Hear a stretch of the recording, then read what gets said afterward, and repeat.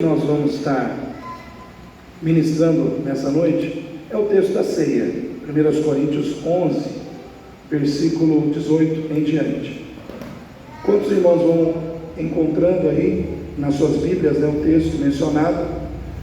Nós estamos aí às vésperas do Natal, então dia 24 agora, essa semana, quarta-feira é a véspera, e dia 25, quinta-feira, já é o dia de Natal.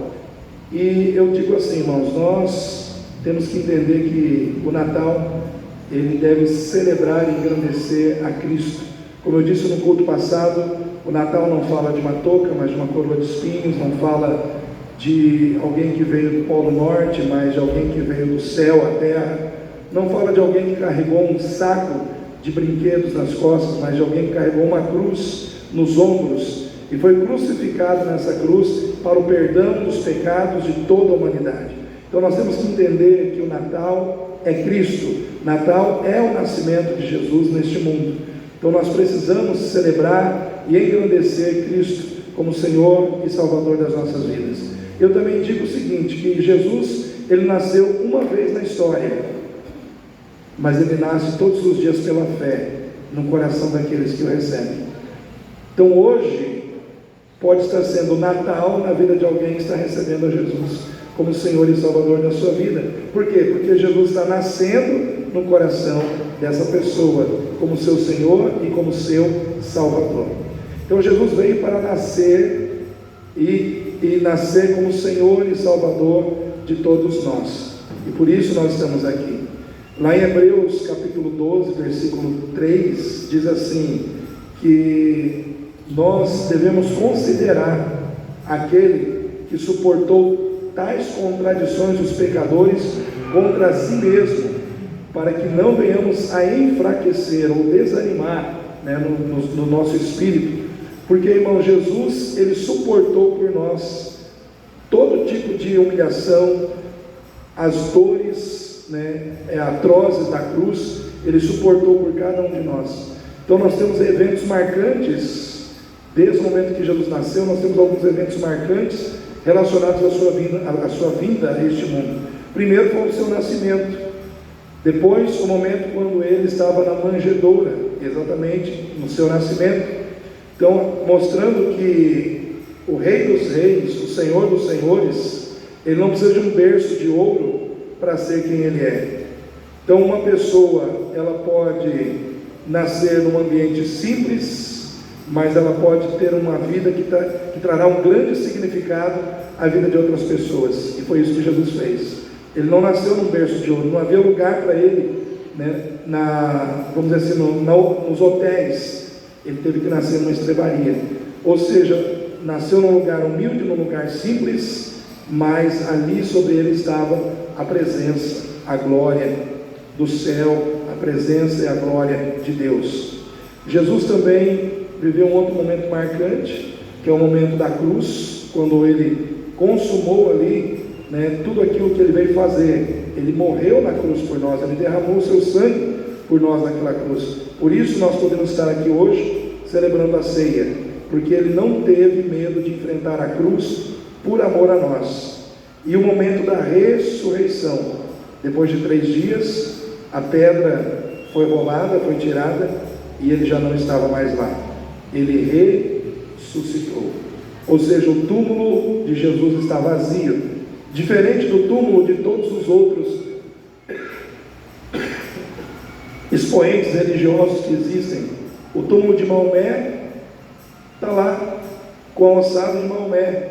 O túmulo de Buda está lá, os restos mortais de Buda estão lá, O túmulo de Allan Kardec está lá, com os restos mortais de Allan Kardec. Mas o túmulo de Jesus está vazio porque ele está vivo. Amém, igreja? Ele vive. Então você não cultua alguém que morreu e ficou morto. Entenda isso, você está cultuando alguém que morreu e ressuscitou e está vivo. Então ele pode estar aqui presente, mediante o Espírito Santo operando em nossas vidas.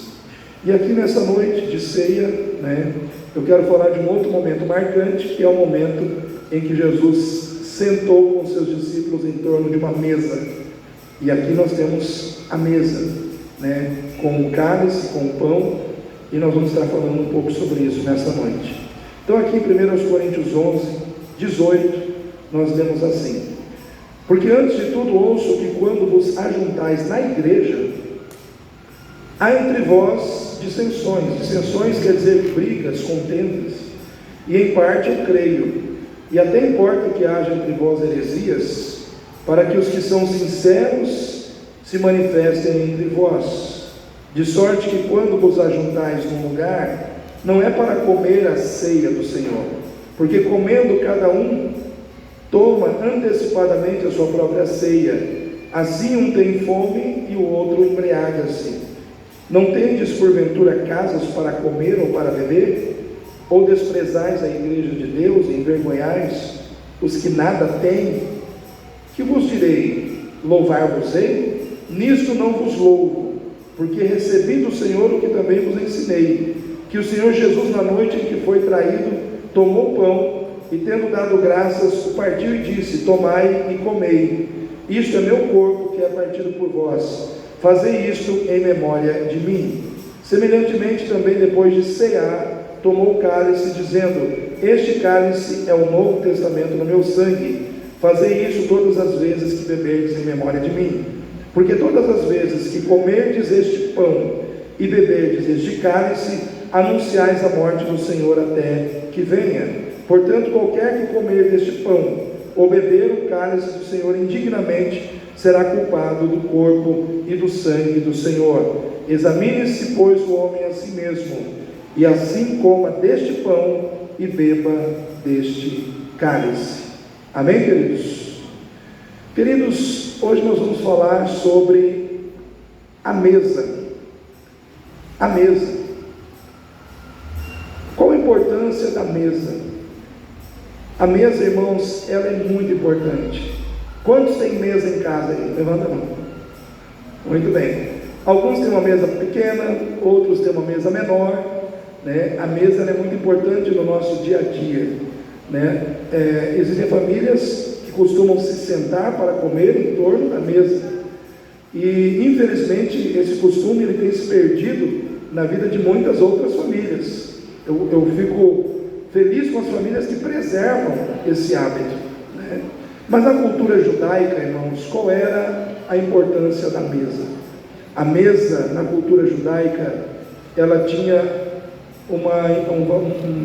vamos dizer assim, um lugar muito importante, porque a mesa, na cultura judaica, era um lugar de encontros extremamente importantes, que se desenvolviam com o propósito de celebrar eventos ou acordos que poderiam mudar a vida de pessoas, de famílias e até mesmo de nações. Vou repetir: a mesa era muito importante porque nela as pessoas se encontravam para celebrar eventos, acordos que poderiam mudar a vida de pessoas, de famílias e até mesmo de nações. Por que, irmãos? Porque era no entorno de uma mesa que muitas vezes os pais de família se reuniam para celebrar o amor dos filhos. Os filhos, parabéns Gabriel pela atitude aí, cuidando da garganta do papai. Isso aí. Todo mundo agora sabe que o Gabriel é meu filho, né? Então, queridos, em torno de uma mesa, famílias se reuniam para celebrar o quê? A união dos filhos. O pai da noiva, o pai do noivo sentavam diante de uma mesa para, vamos dizer assim, discutirem ali, conversarem ali, como seria feita a celebração do amor daquele casal, que, vamos dizer assim, decidiram agora constituir uma nova família. Então a mesa, nesse sentido, era uma celebração do amor entre um homem e uma mulher que estariam se casando para formar uma nova família. Isso mudaria a vida de famílias, mudaria a vida daquele casal e mudaria a vida daquelas famílias, porque haveria ali vamos dizer assim, um enlace familiar, tanto da família do noivo como da família da noiva. Também, irmãos, a mesa era usada entre reis para que eles pudessem fazer acordos de paz. Estava tendo uma guerra, então aqueles reis se sentavam um diante do outro, diante da mesa ali, e ali eles selavam um acordo de paz, e ali era servido um banquete diante do inimigo, né?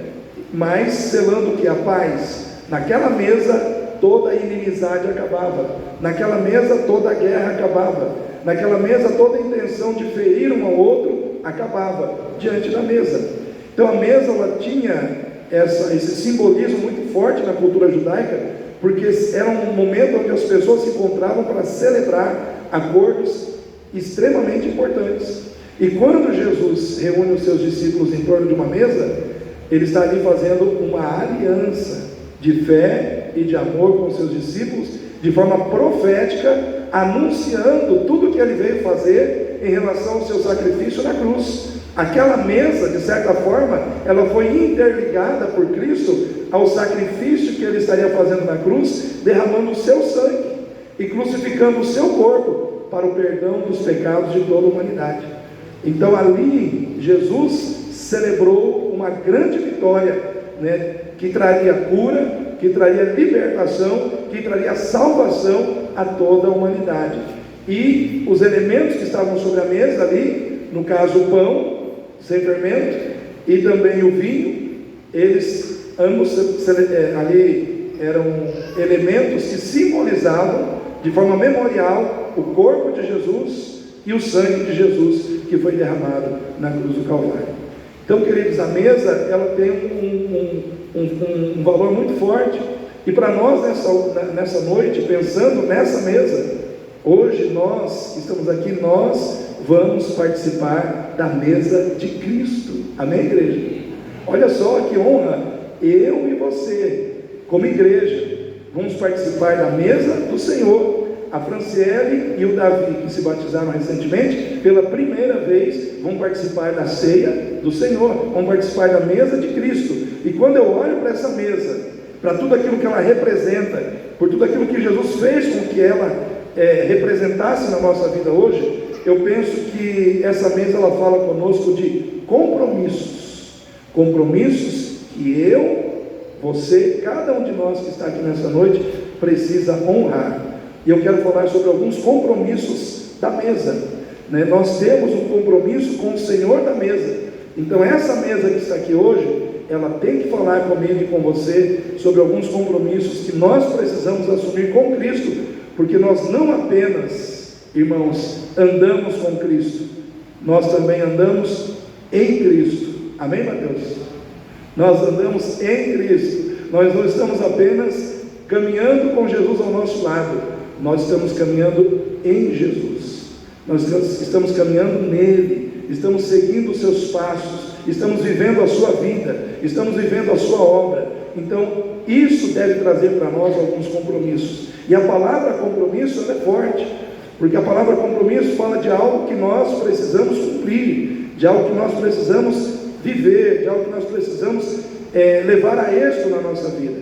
E o primeiro compromisso que o Senhor quer falar comigo e com você nessa noite, em relação à sua mesa, é que aquele que quer sentar na mesa, aquele que quer participar da mesa do Senhor, precisa ter o compromisso de lutar contra o egoísmo, para que o amor de Cristo prevaleça na sua vida.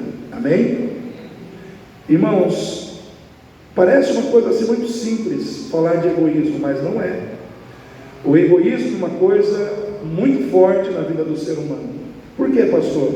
Porque todo ser humano, na sua condição natural de ser humano, ele é egoísta. Ele é profundamente egoísta.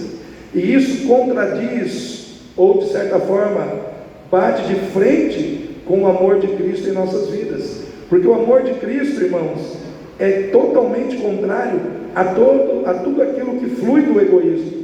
O amor de Cristo é aquele amor que está disposto a perder para que o outro possa ganhar. O amor de Cristo é aquele que está disposto a sofrer para que o outro não sofra. O amor de Cristo é aquele amor onde você deixa de cuidar das suas coisas para dar preferência às coisas do outro, porque foi isso que Jesus fez por nós. Jesus, ao invés de ele pensar nele, quando ele estava naquela cruz, ele pensou primeiro em quem, irmãos? Primeiro em quem, irmãos? Em nós. Ele poderia ter saído da cruz? Sim ou não, igreja? Ele tinha poder para sair daquela cruz? Ele tinha. Ele tinha poder para sair da cruz, ele tinha poder, irmãos, para fazer descer raio do céu e consumir todo mundo que estava ali embaixo. Mas ele preferiu morrer, sofrer, agonizar, para que eu e você não sofrêssemos e não agonizássemos no inferno.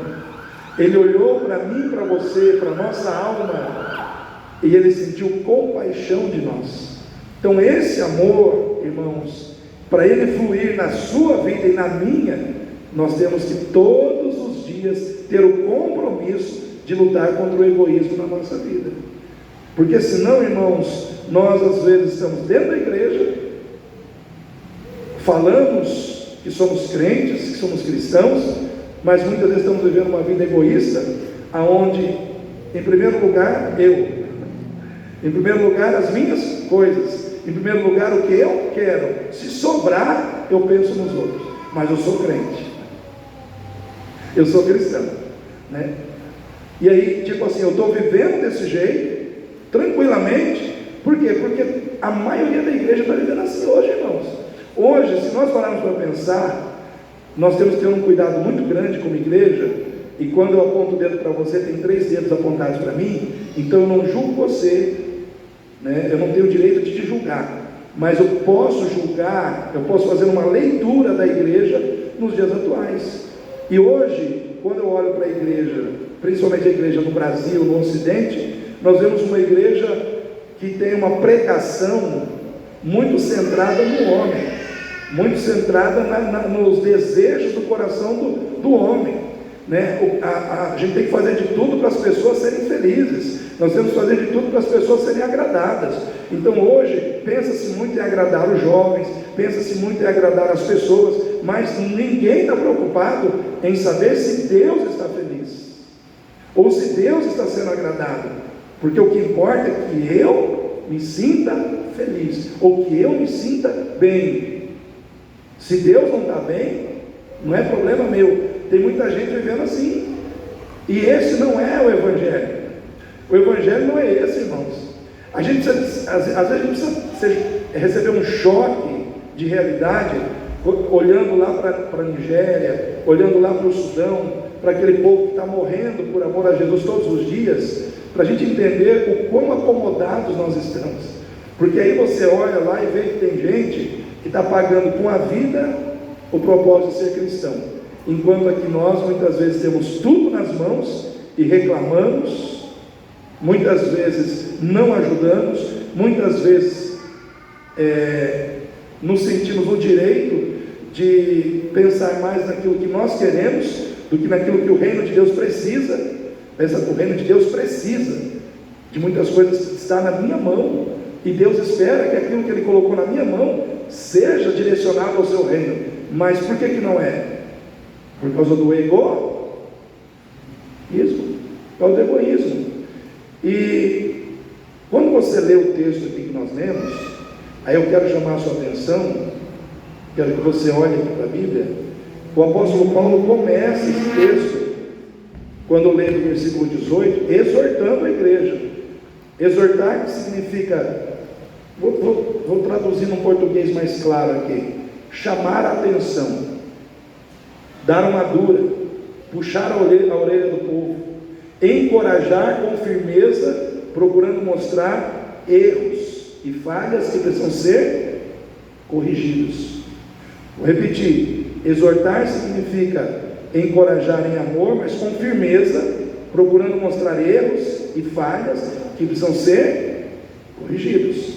Então o apóstolo Paulo está falando da ceia, e ele diz assim, e até no versículo 18: porque antes de tudo ouço que quando vos ajuntais na igreja, há entre vós dissensões.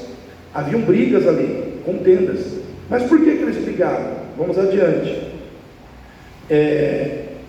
Versículo 20: de sorte que quando vos ajuntais no lugar, não é para comer a ceia do Senhor, porque comendo cada um toma antecipadamente a sua própria ceia. Assim um tem fome e o outro se embriaga, ou embriaga-se. Não tendes porventura casas para comer ou para beber? Ou desprezais a igreja de Deus e envergonhais os que nada têm? Os que nada têm. Então aqui o que acontecia, irmãos? O povo ia para a igreja para tomar ceia, só que quem chegava primeiro comia todo o pão. É estranho isso, não é? Quem chegava primeiro comia o pão e bebia todo o vinho. Aí chegava a segunda turma, cadê o pão? O gato comeu. Cadê o vinho? O boi bebeu, né? Irmãos, parece até cômico, mas era uma realidade. A igreja estava nascendo, a igreja estava caminhando, né? Era algo que estava começando a se organizar. Mas o que acontecia? Dentro daquela igreja estava tendo egoísmo, porque alguns estavam pensando primeiro em si e não pensavam nos outros. Tipo, se eu comi o pão, tá bom. Se eu bebi o vinho, tá bom. O outro, que se vire. Quem mandou ele chegar atrasado? Né? Tem um ditado por aí: boi lerdo bebe água suja. Tem um ditado aí que alguém, né, algumas pessoas usam, né? Mas é por aí, né? Então é aquela questão: cheguei primeiro. Então tinha egoísmo na igreja. E a gente fala: nossa, pastor, tinha egoísmo lá? Tinha. Mas e hoje? Será que não tem? Será que não tem egoísmo na igreja hoje, irmãos? Né? Será que hoje a gente fala: lá tinha egoísmo, meu Deus, estou escandalizado. Mas e hoje, irmãos? Hoje também continua tendo egoísmo.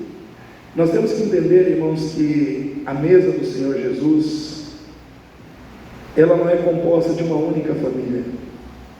A mesa do Senhor Jesus, ela é composta de inúmeras famílias, com diferentes características raciais, com diferentes características de cor de pele, com diferentes características de formação intelectual, com diferentes características de etnia, de raça, enfim, com diferentes características. E todas essas pessoas, elas decidiram pegar as suas diferenças e submeter a um único princípio: o princípio da fé em Jesus Cristo. Somos diferentes, mas o que prevalece sobre nós é a fé em Jesus. É essa fé que determina que nós podemos caminhar juntos. O que é que nos faz caminhar juntos aqui nessa noite? Aquilo que nós temos em comum? Aquilo que nós temos de diferente? Não. O que nos faz caminharmos juntos aqui nessa noite é o fato de que todos nós submetemos a nossa vida a um princípio único: a fé no Senhor Jesus. O que nos aproxima uns dos outros aqui? Cristo. O que faz com que a gente compreenda um ao outro aqui nessa noite? Cristo. O que faz com que a gente aceite o outro com as diferenças que ele tem? Cristo. O que é que faz com que a gente valorize o outro com os defeitos que ele tem, com as falhas que ele tem, com os gostos pessoais que ele tem, que eu não gosto, mas para mim, se o gosto dele é diferente do meu, se eu não gosto de determinadas situações da vida dele, isso não importa. O que importa é que Cristo nos une, porque estamos ligados em Cristo Jesus. Então, tipo assim, fulano é corintiano, o outro é palmeirense, mas pode andar junto. Amém, irmãos? Sim ou não? Tem flamenguista por aqui? Com certeza, né? Eu me incluo nessa. Enfim, irmãos, nós, bandeiras de time, cada um tem o seu, mas acima de todas essas bandeiras de times, que muitas vezes a gente se orgulha de dizer: eu torço para esse time, irmãos, nosso time não é nada diante de Jesus. Flamengo não é nada diante de Cristo. Palmeiras não é nada diante de Jesus. Todos nós temos que vestir aqui a camisa de Cristo, porque é essa que vai nos levar para o céu. O problema é que muitas vezes tem gente dentro da igreja, por questões egoísticas, brigando por coisas fúteis, sem valor nenhum, perdendo a oportunidade de crescer e de amadurecer mutuamente. Nós precisamos entender que Cristo precisa estar acima de tudo na nossa vida. Amém, irmãos? Ele precisa ser o alvo maior do nosso amor.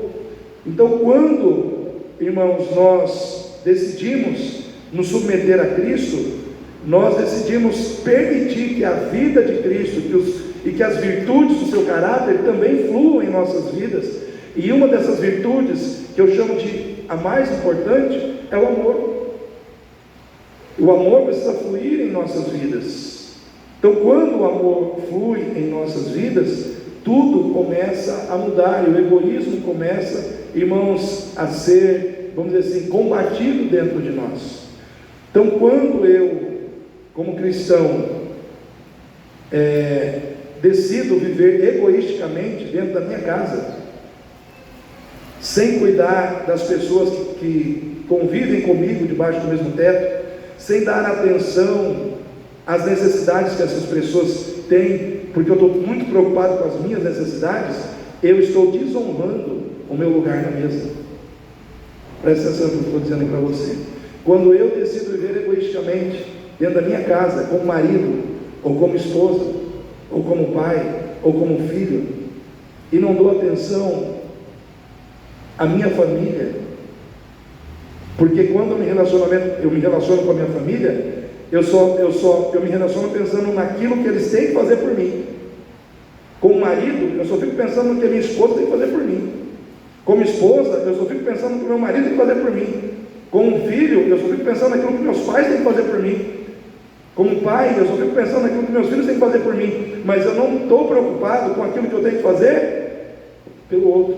Quando eu começo a viver assim, eu estou desonrando o meu lugar na mesa, porque eu estou quebrando o compromisso de lutar contra o egoísmo para viver o amor de Cristo dentro da minha casa. Amém? O primeiro lugar que você tem que ser bênção é onde, irmão? Na sua casa. Que adianta você estar bonitão aqui, bonitona aqui no culto, abraçando, né, o seu cônjuge, mas lá em casa o bicho pega. Lá em casa é palavrão, é grito, é ofensa, mas na igreja está tudo bonitinho, né? Na igreja está as mil maravilhas. Irmãos, não adianta, porque a gente não tem que fazer bonito para os outros, a gente tem que fazer bonito para Deus, porque o relacionamento que você tem com Deus não é um relacionamento baseado em rituais. A sua religião, ela não pode ser uma religião baseada em rituais, onde você ora, canta, levanta a mão. A sua religião deve ser baseada num relacionamento diário com Deus. Deus está comigo no templo, mas quando eu saio daquela porta, Deus continua comigo. Amém? Quando eu volto para minha casa, Deus está comigo. Quando eu levanto amanhã para ir para o trabalho, Deus está comigo. Quando eu estou na rua, Deus está comigo, porque eu me relaciono com Ele todos os dias. Então, o que Ele acha de mim, o que Ele pensa de mim, o que Ele aprova, o que Ele não aprova, para mim é importante. É isso que define a minha vida, é isso que norteia as minhas atitudes, é isso que norteia as minhas escolhas e as minhas decisões, dentro do tempo e fora do tempo. Porque o problema, muitas vezes, é a gente... Não, mas eu estou na igreja. Irmãos, não adianta a gente estar na igreja, ou estar no templo da igreja, mas não estar em Cristo. Amém, igreja? Não adianta você estar aqui nessa noite. Não estou dizendo que seja ruim estar aqui, é muito bom você estar aqui. É melhor que você ficar lá assistindo Fantástico, né? Vendo um monte de baboseira, de besteira na televisão. É melhor você estar aqui. Mesmo que o pastor seja chato, que nem eu estou sendo talvez hoje para alguns, mas é melhor você ouvir a palavra de Deus, que pode mudar, que pode transformar a sua vida, do que você ficar lá fora perdendo tempo com coisas que não acrescentam nada. Se você sair daqui, fui corrigido numa situação e tal, uma situação só já valeu a pena você ter vindo aqui hoje, né? Então nós precisamos entender que a vida com Deus, ela é diária. A nossa religião, ela não é baseada em rituais, mas num relacionamento pessoal com o Salvador, que é Cristo. Eu tenho que viver Cristo todos os dias e em todos os momentos da minha vida. Eu tenho que saber que eu estou com Ele e que Ele está comigo. Quando eu vivo egoisticamente, irmãos, na igreja, eu não dou atenção aos meus irmãos, eu não me preocupo com aqueles que atuam comigo em algum ministério, eu atuo em tal ministério, mas deixa os irmãos tocar o barco, eu vou fazer quando eu quiser, quando eu puder. Eu não estou sendo egoísta, irmãos? Sim ou não? Se eu atuo no ministério dentro da igreja, e todos assumiram um compromisso de sacrificar, todos nós precisamos nos sacrificar, e igual. Por que um tem que ter privilégio e outros não? Não tem sentido nisso, Então nós precisamos ter esse entendimento. Quando eu ajo assim, eu estou sendo egoísta, porque eu estou valorizando o que eu quero, em detrimento daquilo que os meus compromissos, as minhas responsabilidades pedem de mim. Quando eu lá fora da igreja estou diante de alguém que está pedindo um prato de comida, ou está pedindo uma ajuda que eu posso dar, mas eu decido não dar, eu estou sendo egoísta, porque eu posso ajudar, eu posso fazer, mas eu não faço. Pastor, mas vai gastar com droga, vai fazer isso, vai fazer aquilo. Eu faço o seguinte: a pessoa está lá na rua, pediu alguma coisa para mim, eu quero comer, eu vou ali e pago a comida para a pessoa, volta aqui e tal, Marmitex, vai, come, Mas, irmãos, se a gente assimilar essa ideia de que eu não posso fazer porque o fulano vai estar me fazendo de bobo, ou porque ele vai gastar com droga, ou com isso, a gente acaba deixando o mundo construir em nós um coração insensível. Sim ou não? A gente começa a justificar isso ainda, fala, não, mas eu não faço porque... Aí a gente começa a ser uma pessoa que não ajuda ninguém, que não faz nada por ninguém, ainda justifica, Então a gente tem que entender que o amor cristão é o amor que se doa, é o amor que se dá, A Bíblia diz, lá em 1 João, não sei se é capítulo 3, não lembro o versículo, que aquele que despedir o seu irmão com fome, dizendo, Deus abençoe, e não alimentar o seu irmão, como estará nele o amor de Cristo? Porque o amor de Cristo não é um amor de palavras, é um amor de atitudes que promovem soluções. Amém, irmãos? Você é uma pessoa que foi deixada na terra em Cristo para ser um canal de soluções, para ser um canal de bênção, para ser um canal de Deus aonde você está.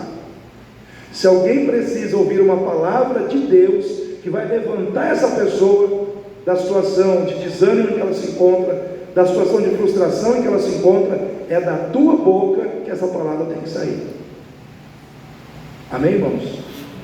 Porque o que tem de gente desanimado hoje, o que tem de gente pensando em tirar a vida hoje, o que tem de gente, irmãos, hoje com tendência suicida, pessoas depressivas, irmãos, tem aos montes. Só que o que a gente tem que entender é o seguinte: a solução para a causa dessas pessoas está contigo, está comigo, que é Cristo Jesus na nossa vida.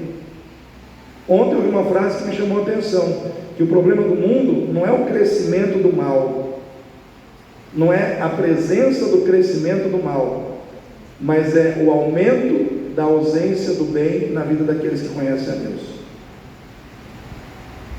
Porque o mal sempre está se posicionando, o mal sempre está agindo para promover o mal, mas nós muitas vezes não estamos agindo na mesma proporção para promovermos o bem, porque muitas vezes estamos egoístas, muitas vezes estamos que nem aquele povo que está deixando alguns chateados, alguns decepcionados, porque as pessoas estão olhando para nós e vendo que nós estamos na igreja, mas estamos servindo mais a nós mesmos do que a Deus. Então nós precisamos, irmãos, virar o jogo da nossa vida. 2025 está indo embora.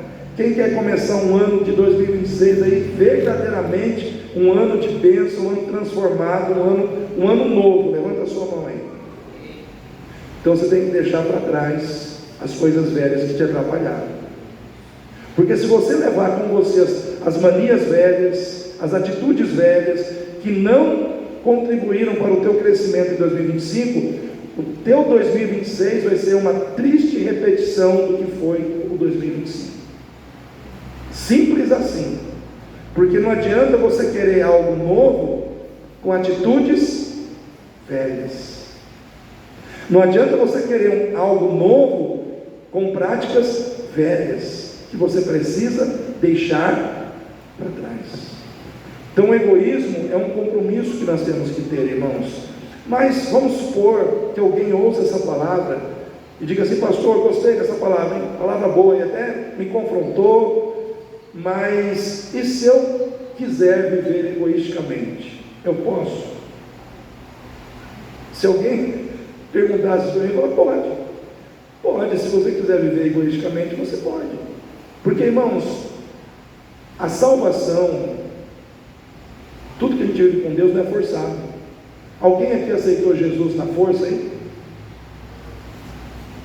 É tudo de livre e espontânea vontade, irmãos. A vida com Deus tem que ser de livre e espontânea vontade. Até a sua salvação tem que ser de livre e espontânea vontade.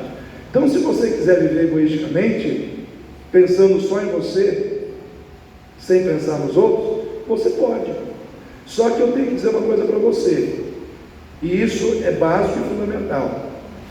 Você tem que estar disposto também a arcar com todas as consequências das suas escolhas, sejam boas ou sejam ruins. Porque se você escolher viver egoisticamente, isso vai ter consequências na sua vida. Pastor, que consequências pode ter? Primeiro, você será uma pessoa fadada a ter problemas de relacionamentos pessoais, dentro e fora da sua casa. Por quê? Porque as pessoas que se relacionam com alguém que é egoísta, elas sempre sentem que está faltando da parte dessa pessoa amor, consideração, respeito, generosidade. Então a pessoa que se sente vítima de uma pessoa egoísta, ela começa a internalizar dentro dela uma insatisfação. Sim ou não, irmãos? Se você convive com alguém que é egoísta, e você é vítima do egoísmo dessa pessoa, você não fica feliz. Não tem como você ficar feliz. Você fica triste. Essa tristeza, ela vai crescendo dentro de você. Então o que acontece? Pessoas que são egoístas, elas acabam tendo problemas de relacionamento. Por quê? Porque elas tratam com egoísmo, e aí, de repente, elas plantam egoísmo no outro, e o outro também começa a tratar com egoísmo. Porque aquilo que a gente planta, a gente colhe. E aí começa um relacionamento conflitante, um relacionamento desgastante, um relacionamento ruim, um relacionamento onde não tem prazer, um relacionamento insensível, onde um está insensível à necessidade do outro. Eu pergunto para você, é gostoso viver um relacionamento assim, irmão? Não é. E com o tempo, se as coisas não mudar, alguém se aparta. Alguém se aparta. Se não se apartar, o relacionamento fica ruim. Então, o primeiro prejuízo é a qualidade, a perda da qualidade nos relacionamentos pessoais. Então, quando nós não tratamos o nosso egoísmo, a gente começa a prejudicar os nossos relacionamentos. E a gente começa a, vamos dizer assim, a colher os frutos de relacionamentos ruins na nossa vida. Segunda consequência, Deus pode tratar com você. Fala para o seu irmão aí, Deus pode tratar com você. Pastor, por que Deus pode tratar comigo? Porque você é crente, irmão. Porque um dia você confessou a Jesus, e aí você decidiu viver egoisticamente. Deus, Ele não vai ficar passivo e ver você viver egoisticamente e não vai fazer nada. Ele vai tratar com você de alguma maneira. Existem duas maneiras de Deus tratar com as pessoas que o servem: usando alguém para alertar, falando com aquela pessoa, talvez como eu estou falando com você hoje. Ah, mas a pessoa não quis ouvir. Aí Deus usa as circunstâncias. Quando Deus fala com você através de alguém, beleza, maravilha, você pode ouvir e mudar. Mas quando Deus fala através das circunstâncias, é mais complicado, porque você vai passar por situações desagradáveis, perdas, situações que vão trazer dor, sofrimento para você, mas é um tratamento de Deus. Quantos aqui lembram do filho pródigo? Filho pródigo, levanta a mão aí. Filho pródigo, ele pediu a herança dele e foi embora. Eu pergunto para os irmãos, está lá no Evangelho de Lucas, capítulo 15. Quando aquele filho, ele pede a sua herança, sem pensar no pai, sem pensar no irmão, sem pensar em ninguém, irmãos, ele está ou não está sendo egoísta? Sim ou não? E aí ele pega e leva toda a sua herança embora. Só que lá fora, ele precisa enfrentar o tratamento de Deus. Aí Deus usa pessoas mal intencionadas, Deus usa circunstâncias para tratar com ele. Ele fica na miséria, ao ponto de trabalhar numa fazenda e sentir vontade de comer comida de porco. As bolotas que serviam aos porcos eram o que ele sentia vontade de comer. Só que ele parou, caiu em si, falou: eu estou passando isso aqui. Na realidade, cair em si significa reconhecer-se errado, reconhecer que eu errei, vou voltar, vou pedir perdão ao meu pai. Se ele quiser me aceitar, ele me aceita, senão eu vou trabalhar como empregado para ele. Mas o que ele fez? Ele voltou. Para surpresa dele, o pai dele o abraçou, o beijou, restituiu tudo na vida dele, e aí ele foi reconhecer o valor daquele pai. Os irmãos estão entendendo? Mas por que ele não via o valor daquele pai antes? Por causa do egoísmo. O egoísmo te impede de ver o valor que as pessoas têm na sua vida. Vou repetir: o egoísmo te impede de ver o valor que as pessoas têm na sua vida. Tem pessoas na sua vida que têm um valor enorme, mas você não está muitas vezes valorizando essas pessoas por causa do egoísmo. Tem gente que tem um valor enorme na sua vida, você precisa valorizar, porque o egoísta, ele tem uma tendência de valorizar mais coisas do que pessoas. E eu quero dizer para você, pessoas têm mais valor do que coisas. Então nós precisamos entender isso, porque Jesus veio para mostrar isso, irmãos. Jesus, ele não veio morrer por coisas. Jesus não veio morrer pelo seu celular. Eu falo isso porque tem muita gente que dá um valor enorme no celular. Se a pessoa perder o celular, ela começa a babar, começa, sabe, entrar em crise. Mas se ela ferir alguém, ela fica de boa, fica tranquila. Por quê? Porque o celular, talvez para alguns, tem mais valor do que um ser humano. Os irmãos conseguem entender isso? Mas eu sou crente. Irmãos, eu fico pensando quando Deus for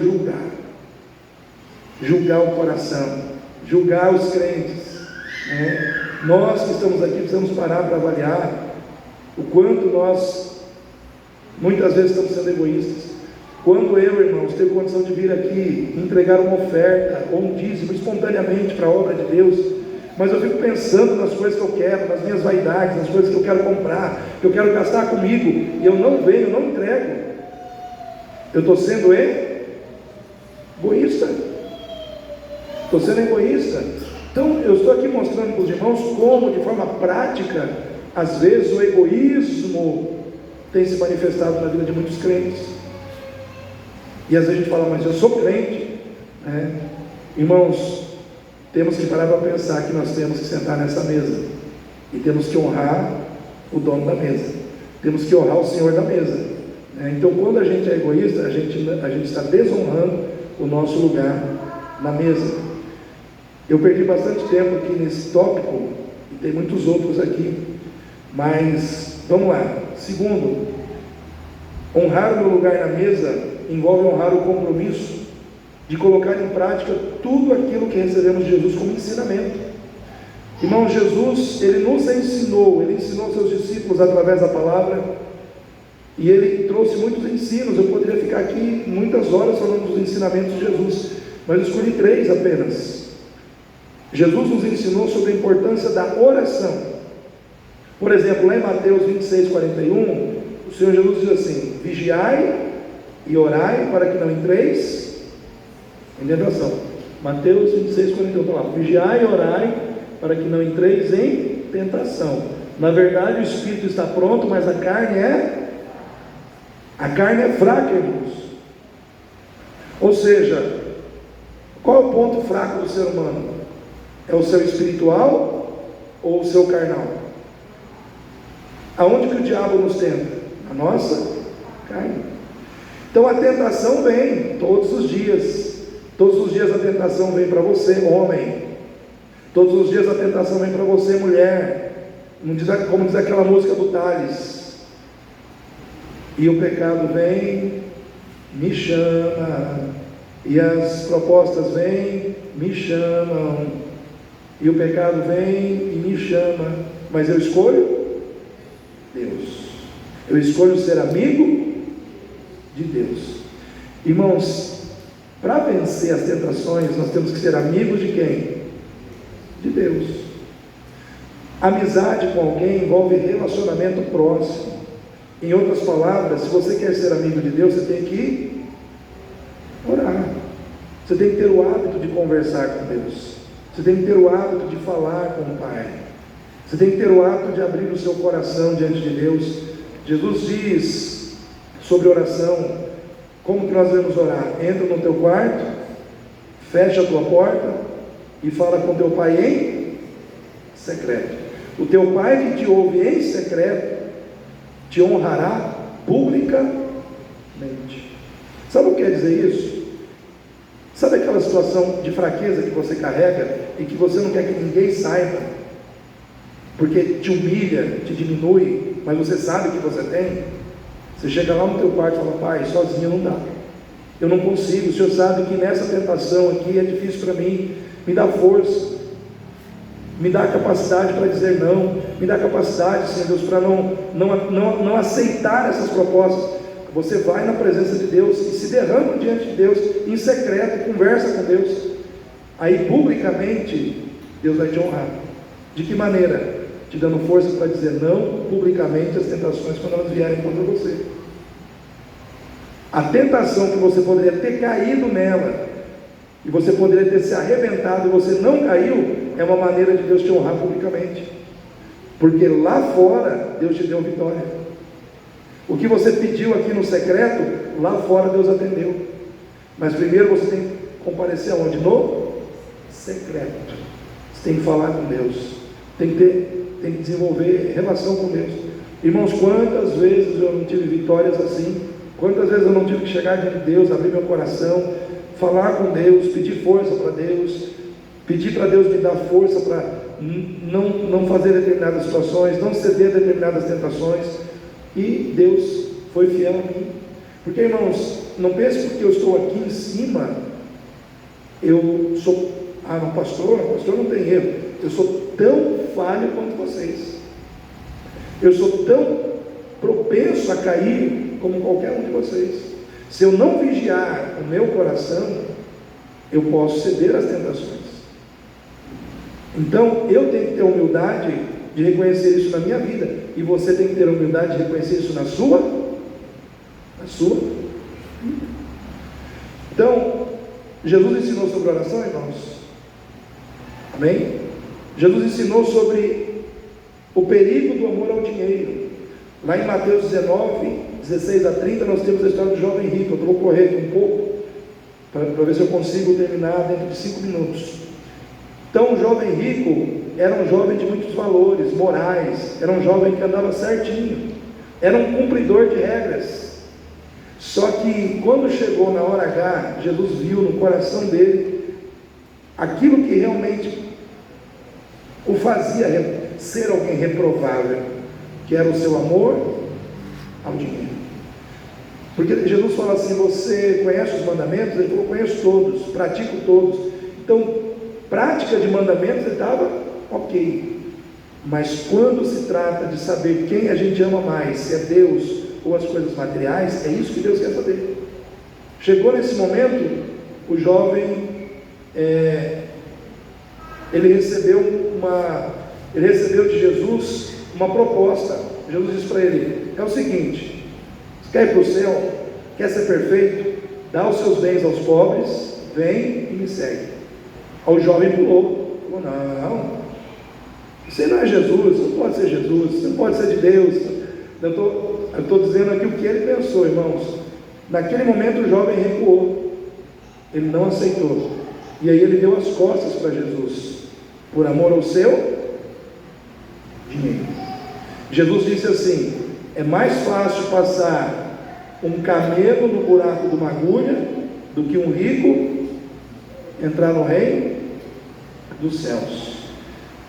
Por que, irmãos? Porque o amor ao dinheiro faz com que a pessoa, ela deposite toda a sua confiança no dinheiro. A sua paz vem do dinheiro, o seu apoio vem do dinheiro. Ela quer ser amparada pelo dinheiro, ela quer ser sustentada pelo dinheiro, ela quer ser salva pelo dinheiro. Só que eu quero dizer uma coisa para você, querido: dinheiro não tem sangue, só Jesus tem sangue que purifica de pecado. O sangue que purifica de pecados é o sangue que sai de Jesus. Dinheiro nenhum tem sangue para purificar os seus pecados. E muita gente vai se perder por causa do amor ao dinheiro. Então cuidado com aquilo que você ama mais, porque aquilo que você ama mais é o que vai dominar e governar a sua vida. Por isso o Senhor Deus diz: amai a Deus acima de todas as coisas, porque Deus sabe que aquilo que você ama mais é o que vai governar a sua vida. Quando Deus diz: ame a mim acima de todas as coisas, não é porque Deus é carente de amor, irmãos. Deus é carente, né? Ele quer ser amado acima de tudo. Não, Deus não tem carência nenhuma. Quando Deus diz: ame a mim mais do que todas as coisas, Ele não está pensando nele, Ele está pensando em você, porque Ele sabe que aquilo que você ama mais é o que vai governar a sua vida. Então, se você amar mais Ele, é Ele que vai governar a sua vida e você vai ser abençoado. Quem entendeu aí? Vamos adiante aqui. Irmãos, tinha mais uns 3 tópicos aqui, mas eu vou mencionar apenas um, e aí eu vou encerrar por causa do horário. A mesa, ela fala do nosso compromisso, irmãos, com a santidade de Deus. Lá em 1 Coríntios 11:28 diz assim: examinai o homem a si mesmo, depois coma do pão e beba do cálice. Quem quer servir a Deus precisa se examinar todos os dias. Você tem que examinar o seu coração, você tem que examinar os seus pensamentos, você tem que examinar as intenções do seu coração. Eu lembro quando a Aurinete pregou aqui numa quarta-feira, dizendo que o pior pecado é o do coração, porque ninguém vê, porque ele é silencioso, ele não faz barulho, mas ele está lá, dentro do coração, uma inclinação, uma disposição errada, um sentimento errado, uma mágoa que a gente não abre mão, uma disposição carnal que a gente não abre mão, está lá. A gente está andando, a gente está se relacionando com pessoas, ninguém está vendo, mas no nosso coração existem coisas que não agradam a Deus. Então, quando a gente vai sentar nessa mesa, é interessante que o dono da mesa, ele diz: examine-se primeiro, olhe para dentro de si primeiro, olhe para dentro do seu coração, avalie a sua vida, vê onde você precisa pedir perdão para poder sentar nessa mesa. Por quê? Porque Deus é santo. Amém, irmãos? Deus é santo e Ele quer que você seja também santo. O que é ser santo, pastor? É ser uma pessoa que não compactua com o pecado, é ser uma pessoa que entre Deus e o pecado sempre escolhe ficar com Deus. Pecado é algo que você não consegue se desvencilhar, ficar 100% longe do pecado, irmãos, mas nós podemos nos arrepender e rejeitar o pecado, e é isso que Deus quer. Então, quando nós errarmos, o que a Bíblia diz? Nós temos um advogado diante de Deus o Pai, Jesus Cristo justo. Se confessarmos os nossos pecados, Ele é fiel e justo para nos perdoar e nos purificar de toda a injustiça. Mas nós temos que ter esse compromisso de não querer viver com o pecado dentro de nós como se tudo isso fosse normal. Se tem algo ruim dentro de você, que não agrada a Deus, isso não é normal, porque você é de Deus. Amém, irmãos? Quem é de Deus aí? Se você é de Deus, você não pode ser uma mala que carrega coisas do diabo. Se você é de Deus, você não pode ser um recipiente que carrega coisas que não são de Deus. Se você é de Deus, as coisas que estão dentro de você, que precisam estar dentro de você, precisam ser coisas que agradam o coração de Deus. Amém? Quem recebe essa palavra aí? Fique em pé nesse momento, para que nós possamos orar e assim participarmos da ceia do Senhor. Feche seus olhos nesse momento. Eu já vou exercitar aqui 1 Coríntios 11, 28. Nós vamos orar e você já vai colocar diante de Deus a sua vida. Quem pode participar da ceia do Senhor? Todos que se batizaram. Primeiro, quem aceitou Jesus, passou pelo batismo, está em comunhão com Deus, com a igreja, não está vivendo amasiado, né? O que é ver amasiado, pastor? É você viver com alguém e você está casado. Você está vivendo com alguém sem estar casado, você está em pecado. Então como é que você vai tomar a ceia dessa forma? Ah, pastor, eu já aceitei Jesus, já me batizei, só estou amasiado. Então casa, vai lá no itinerante, vai no cartório, casa, passa esse homem para o seu nome, passa essa mulher para o seu nome, assume, casa, resolve a parada e pronto, toma ceia, né? Tranquilo. Irmãos, então nesse momento, feche seus olhos, coloque a sua vida diante de Deus. Ah, mas eu falei alguma coisa que não deveria ter falado hoje. Ah, eu fiz isso que não deveria ter feito. Peça perdão a Deus e pronto. Peça perdão a Deus. Coisas desse tipo, você pede perdão e pronto. E participa da ceia do Senhor, se você já está batizado, se você já está em comunhão com Deus, né? Então nesse momento, curve a sua cabeça. Você terá alguns minutinhos para falar com Deus. Em seguida eu vou estar descendo aqui para dar continuidade aqui de baixo.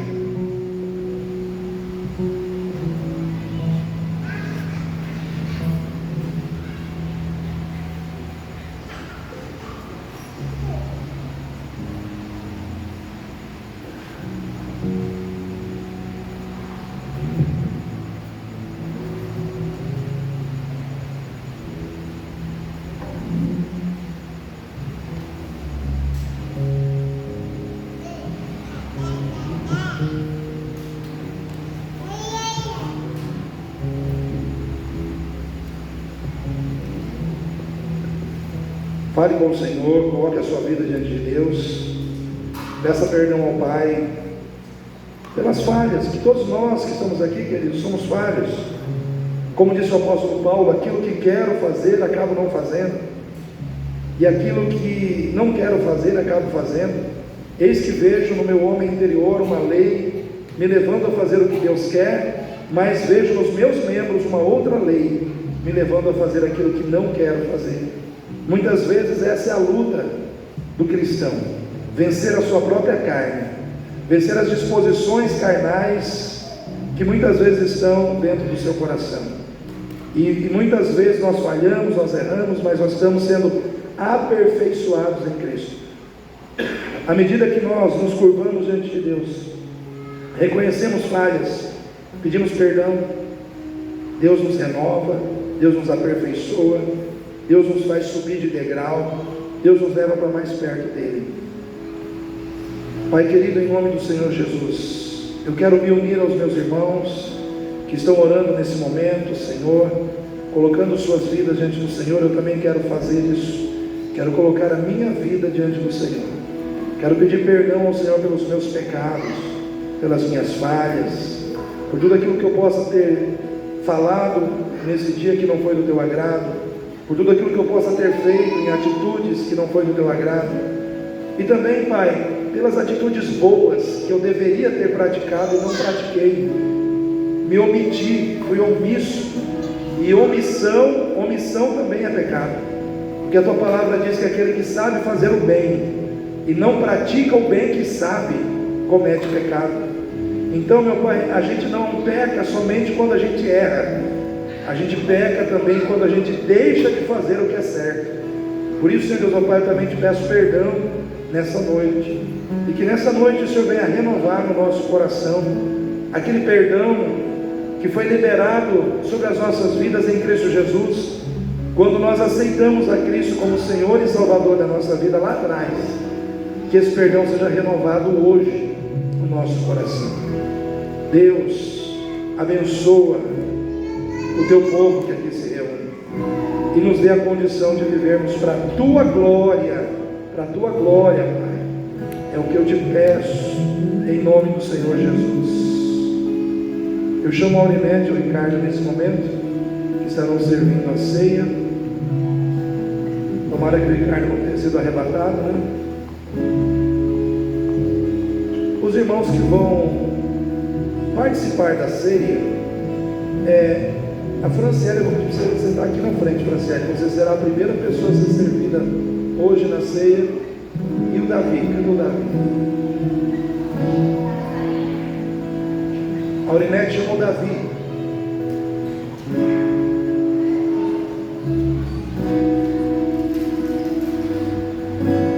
Davi, você vai sentar aqui à frente, junto ao lado da Franciele. E o Ricardo e a Aurinete servirão primeiro, Davi e Franciele, e depois os demais. Então, nesse momento, vamos agradecer a Deus pelos elementos da ceia. Oremos. Querido Deus e Pai, em nome do Senhor Jesus, eu apresento diante do Senhor agora o pão